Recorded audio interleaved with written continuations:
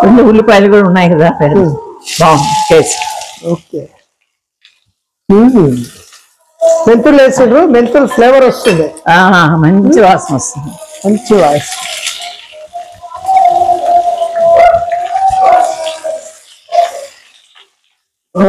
ఓ super అమ్మా. నేను గోంగూర mutton విన్నా, చుక్కకూర మటన్ మీరే సూపర్ తిరగదీస్తున్నారు. అదే కొంచెం కారం ఎక్కువ పడుతుంది చుక్కాకి, ఎందుకంటే చుక్కాకు కొంచెం పులుపుగా ఉంటుంది కదా, అందుకని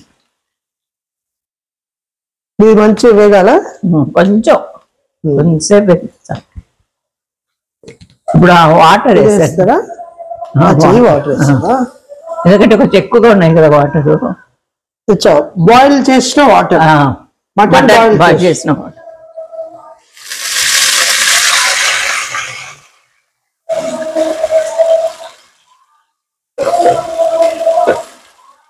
చాలు చాలు. కొంచెం దగ్గర అయిన తర్వాత ఆ మటన్ వేసేసి ఆ కూర వేసేసి బాగా తిప్పేసి కొంచెం కారపొడి ఇప్పుడే వేసేయచ్చు. వేస్తారా? మంచి బాయిల్ వస్తుంది. ఏం ఫ్లేవర్ వస్తుందమ్మా. బాబా మటన్ వాటర్ వేసినాక బాబా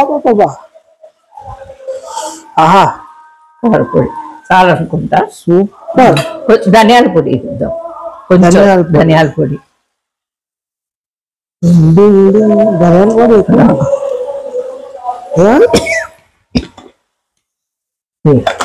ఇదేనా? బాగా అమ్మ నాకు కొంచెం ఒక స్పూను ధనియాల పొడి, ధనియాల పొడి, ధనియా పౌడర్, ధనియా చాలు. మిక్స్ చేయాలమ్మా?